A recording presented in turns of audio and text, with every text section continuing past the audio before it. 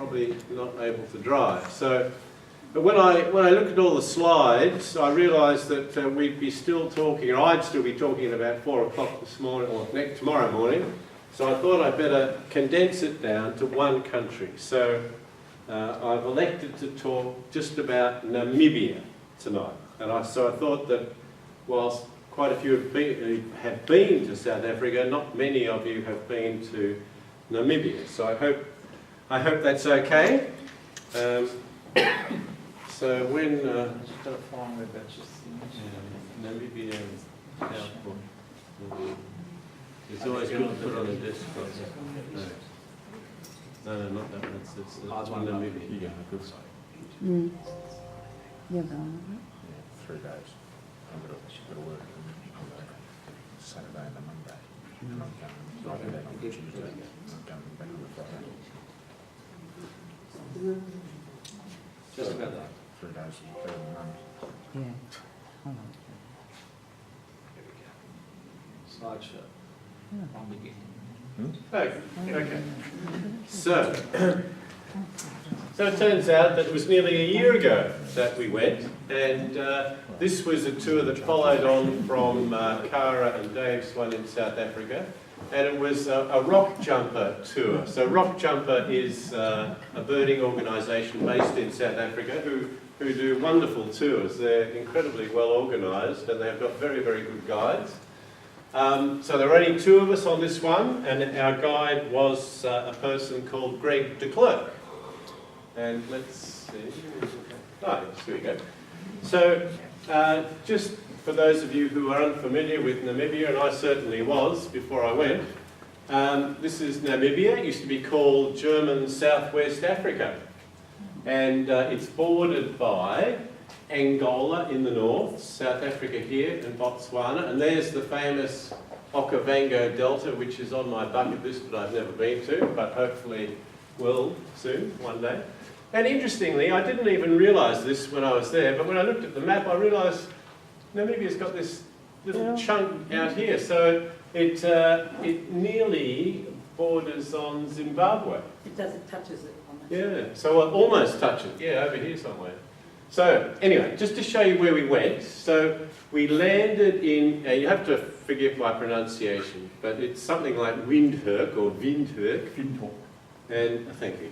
And so we picked up a car there, and we drove pretty much along here, this road here, to Walvis Bay, and then spent a little bit of time at Swakopmund, before going inland up here to Ucho, and Etosha National Park is this part up here, and then we came back down here through Waterberg and back to Windhoek. So that's pretty much the territory we're covering.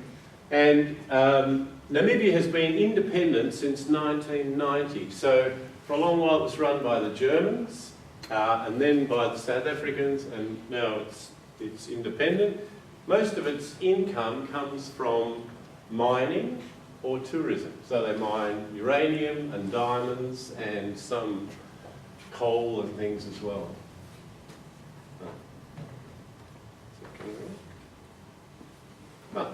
So here I am, about to sneeze, landing at this airport in Windhoek. So that's at the start of the trip. And we picked up this car, which is how we travelled around. I don't think I'd really recommend a Jeep, but it did the job. And this is the very lush countryside that characterises Namibia.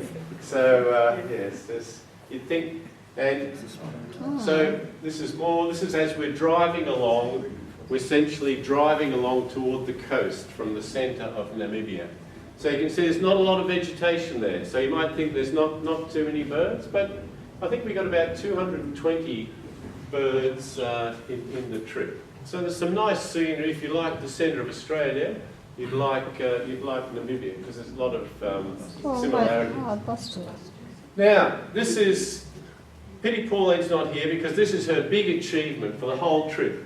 Greg did all the driving. So we're driving along about 100 k's along the road, which is quite good. And Pauline calls out, she says, I think I saw something. And then so Greg was saying, oh, I wonder whether we should turn around. So after we'd gone about 5 kilometres, he said, oh, I think we should turn. So we turned around, came back, and sure enough, about more than 100 metres away, a long way away, we saw this bird, which he'd only seen twice before. So it really is a pretty rare bird, this Ludwig's bustard. So I've labelled all of these. I hope you can see them here. So this made Pauline pretty happy. And this is what you often see when you're driving along. See this nice escarpment, not much trees, but I don't know if you can see, there's a single tree here, and under the shade of that tree is where the animals are, and that's a very sensible spot to be because it was pretty warm when we were there. And I should also mention that Namibia was having a drought when we were there as well. This is Greg de Klerk, and a lot of time he was using playback. So running off his phone with this great little portable speaker. So it seemed to work quite well. So a few birds. That's a lesser kestrel. Now, if you've been to Africa, you know about larks. Larks, but you can see, look, you can see, actually I should point. See, spike-heeled lark, distinctive, which you probably wouldn't see very often. And halfway along, we ended up at this wonderful place called Solitaire, which has got this. I'm not exactly sure what that means. There's a big and here they have. This is a bird. For those of you who've been to South Africa, you would have seen this before. I still am amazed by a bird that's got this really distinctive plumage here on the side of it. But this bird tends to nest communally and sometimes in a huge nest, and there's often many of them, but at Solitaire there's only a couple of them. So this is the first time. Now, this is one of my favourite shots. Again, we were driving along the road quite fast, looking. He knew roughly where it was, you know, within 20 kilometres. We're looking, checking all the trees, and then spotted what we thought were them. But of course, when we're sitting in the car, there's a tree, the sun's right behind the tree, they're in silhouette. Think, well, so how am I ever going to get a shot of this? And so I had to get out of the car and walk through a fence and round. I thought the chances that they're going to stay there are essentially zero. But fortunately, they did. So I was able to come around and get some shots of these great little birds called pygmy falcons. How big are they? They are just, you know, probably about that big, I suppose. Yeah, they're very small. And here's where we spent the first night, sort of halfway between Windhoek and Walvis Bay on the coast, at this place called Namibia. And it's been a farm run by a German or Dutch family for a long, long time. But they tried to cash in on the tourist market and built these accommodations, which are just amazing. I'll show you what it looks like inside. So this is what they've built the place around these enormous rocks, which Pauline is obviously very, very happy about this. And so that was her room. And they've got a nice little place where you can have breakfast and shots of the families back to the 1800s on the wall there. And I think that might have been my room. So they've really done an amazing job in making these little cabins for you to stay in. So Scotch on the rocks would be good. Yeah, that's right. And so we got up early in the morning and we were wandering around, and yeah, we got to see a few good birds there. A bit further along, this is Ruppel's korhaan. There's a few of these korhaans in Namibia and South Africa. They're a great little bird. And related to them are coursers. So this is Burchell's courser. And a bit more of the lush Namibian countryside there. So the birds and the animals do it really tough. You wonder how they get enough to eat, really. But when we arrived at Walvis Bay, yeah, completely different, really. Still not much vegetation. So the Namib Desert runs down the coast, and because it's a cold current, there's not much water vapour comes across into the land, so it's very, very dry. So there we were looking for some seabirds, and not really seabirds, but this is all one species except for one individual. And I guess you can see, hopefully you can see this guy here, looks a bit taller than the rest. So that's greater and lesser egrets. And here is a, now, I don't know if you know, but we get this bird here, well, do we? I think we do, rarely. And you can tell it because it's got a white rump here in flight. Certainly I've seen both of them in Thailand.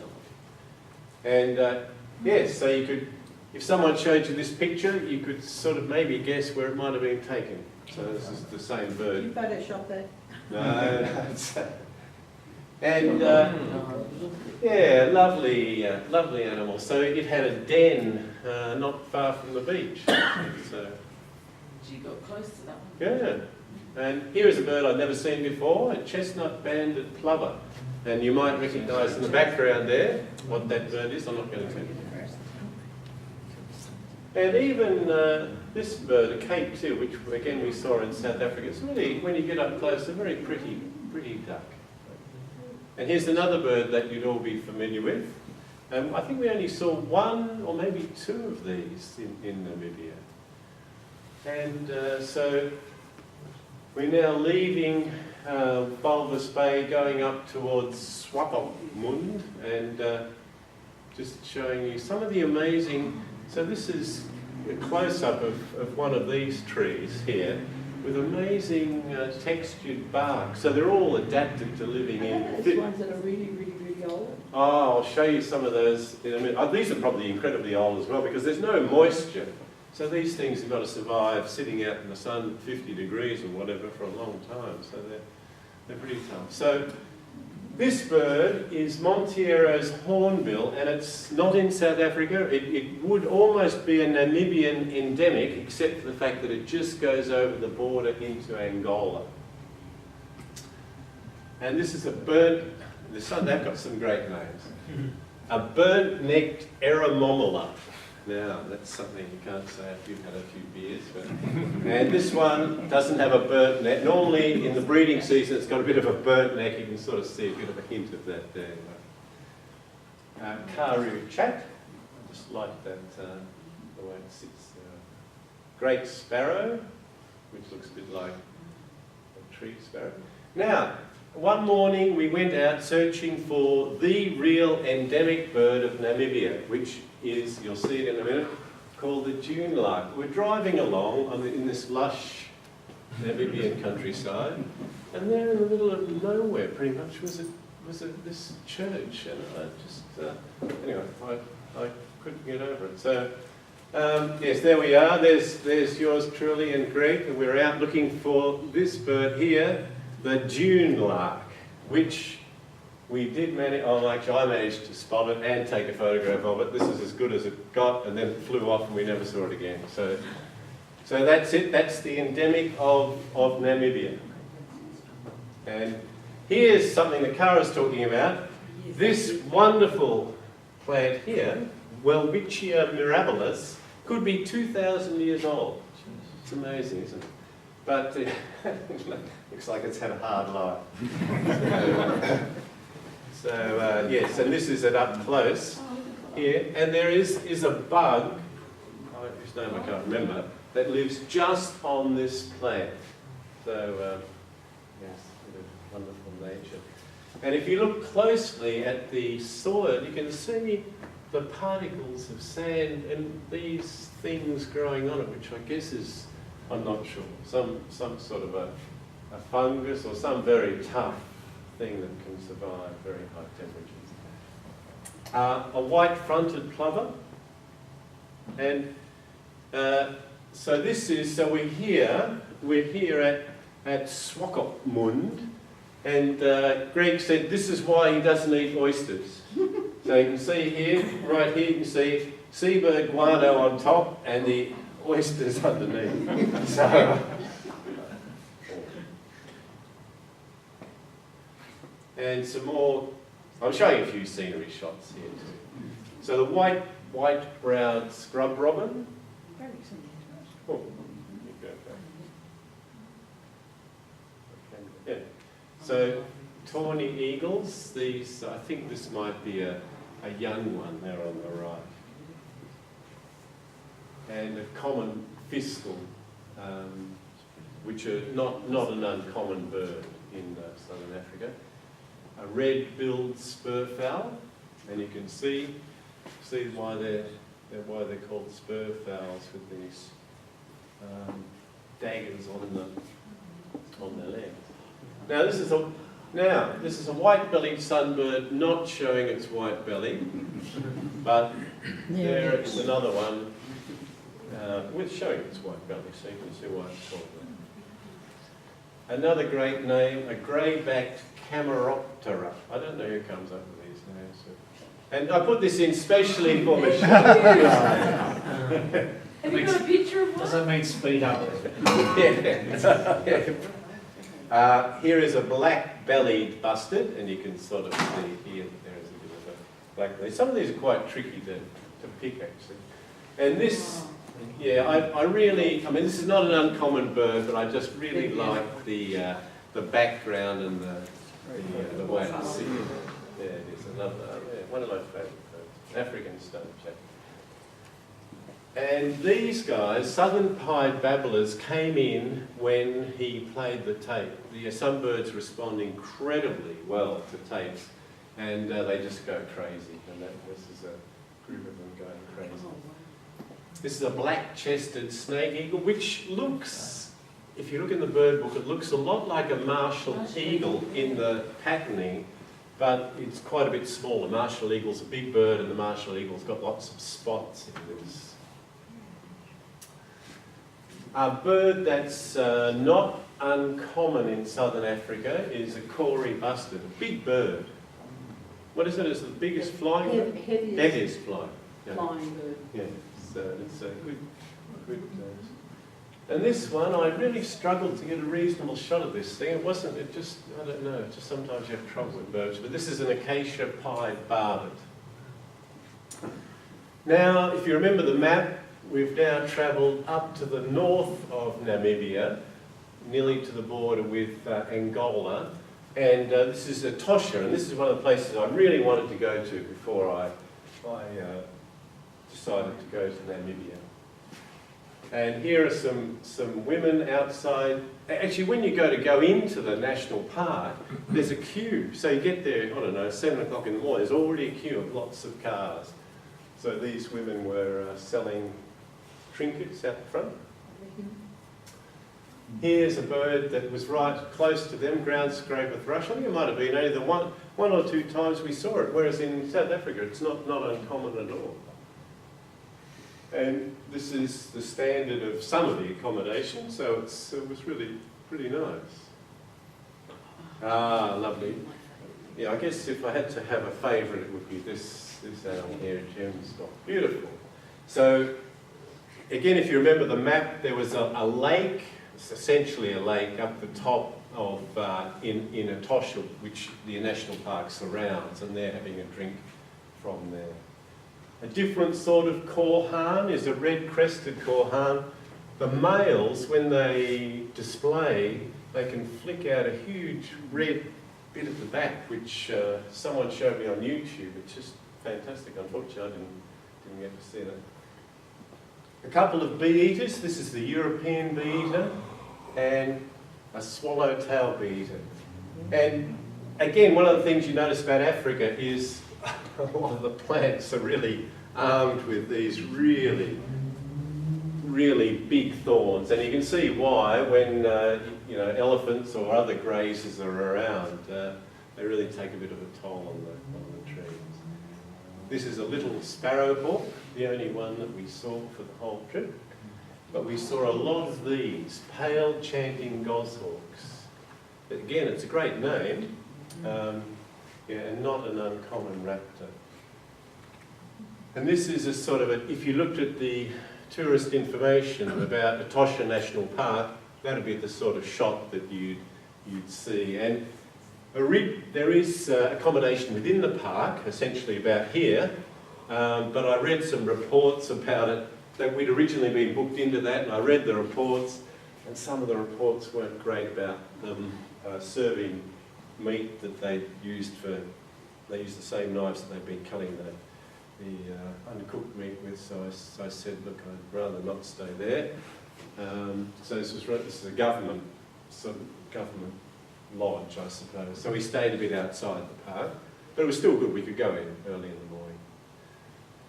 You'll see a few sand grouses. This is the double-banded sand grouse, a rufous-eared warbler.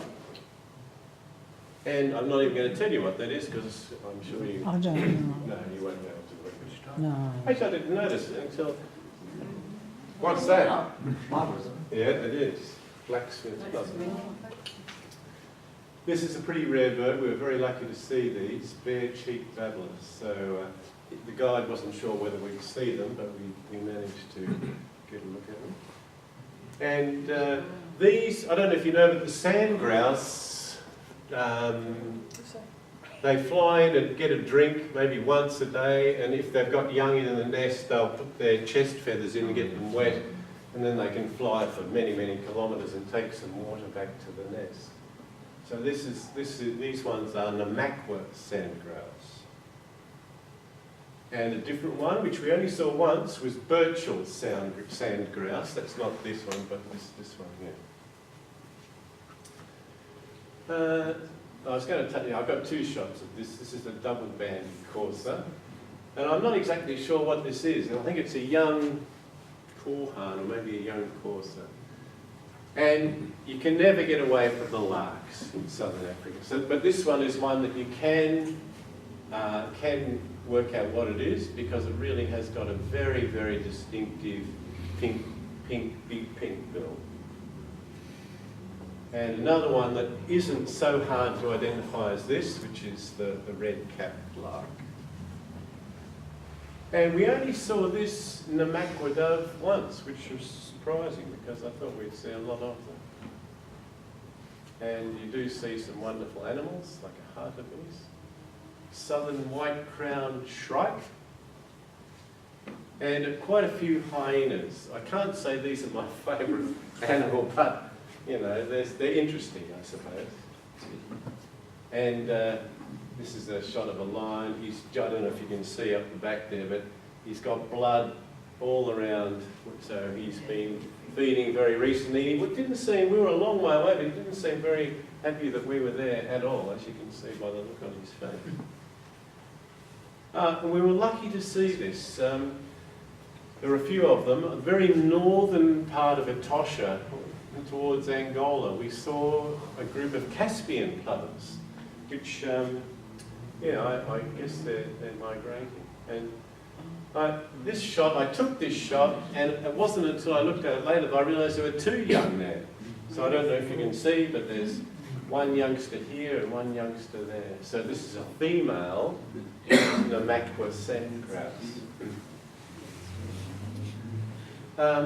Again, we're driving through Etosha, and this is where it pays to have a guide. So normally, if you were driving through there, you just drive through and say, there's some palms. But he knew that there could be a very rare bird in here, and sure enough, there was. So he played the tape, and sure enough, out they came. This is a red-necked falcon, which evidently specialises in palm trees. So that's taken from a long way away. Temminck's courser. And here's another shot of that bird I showed you earlier, double-banded courser. And this is another reasonably rare hornbill, I suppose, the Damara red-billed hornbill. I think this is almost an endemic. I'm not sure, I can't quite say for sure. Hohenstein Lodge. So we're sort of coming back from Etosha now. So there's in a valley, so there's a bit more vegetation, a few trees. And again, just a shot of the lodge. As you know, from Africa, there's lots of starlings, and sometimes they're a bit tricky to work out. This one's got a long round tail and a lot of black on the face, so this is a Burchell starling. And these funny birds, white-crested helmet shrubs, they've got, if you can see, they've got a very strange, like a sunglass, or I don't know what you describe it, very strange yellow surround to the eye, and pink feet.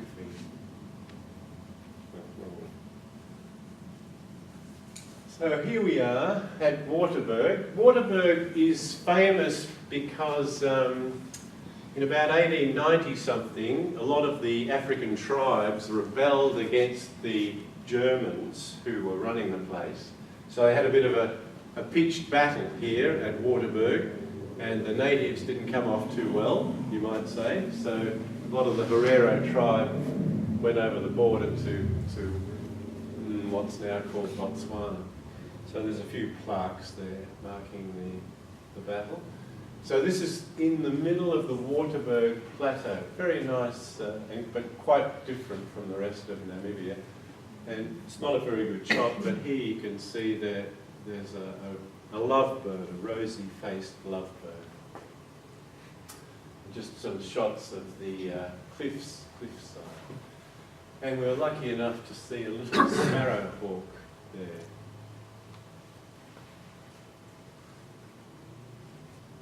And again, I mentioned about some birds that really respond very, very well to playback. And these violet wood hoopos, so there's green and violet wood hoopos, and these guys really just really respond incredibly well to tape. And when we were there, we saw a porcupine, which is wonderful, which Pauline got some shots of. I should have got from it. And this, but I managed to get a sort of a shot of this little galago that really just is incredibly fast, but it had come out to feed on the banana flowers, I think, so wonderful little animal. So there are some woodpeckers there, golden-tailed woodpecker. And coming sort of toward the end of the trip here, this was a really good bird to see. This is Ruppel's parrot, and this one's the male with the golden shoulder patch, but the female in this case is more beautiful. So she has got this again is one of the shots I really like. She's got this beautiful blue wash on the tummy and very nice eye colour as well. Ruppel's parrot. And this is the bird we were after, mostly a rock runner. A bit tricky to find. We had to spend a fair bit of time in the rocks and stomping through the vegetation, but eventually we found them. And these birds, again, they're not that uncommon, I suppose, but a beautiful little, only a little owlet. And there were banded mongoose on the lawn of where we were staying. So just took a shot. And this again is a fairly rare, a rarish bird, a black-faced babbler. And here is this, I've been trying to get a really good shot, because I just, every time I see this bird, I just think, oh, amazing. But so it took me a while, but I eventually got a shot of the crimson-breasted shrike that I was happy with. And a couple of bush squirrels kissing on a tree. Now, and that's almost at the end of the trip.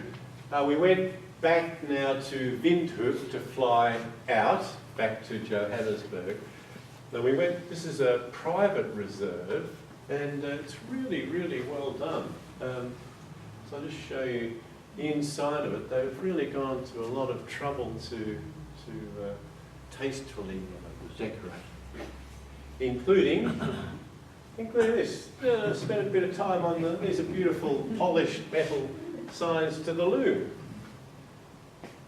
And I again, last time I was in Africa, I really struggled to get a shot of this green-winged Matelia. But this time, at that place, I managed to get one, so I was happy about that. And you do see this when one of the great sights, I think, of Africa is you get these oxpeckers on the backs of different sorts of antelope. And you know, you just look at the head of this thing.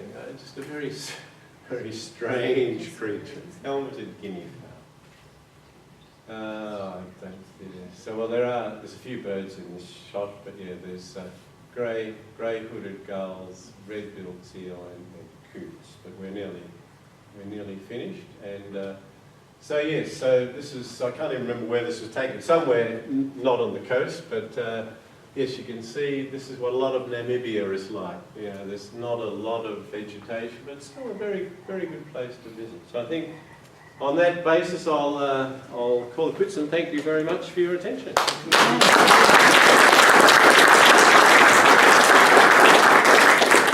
Questions?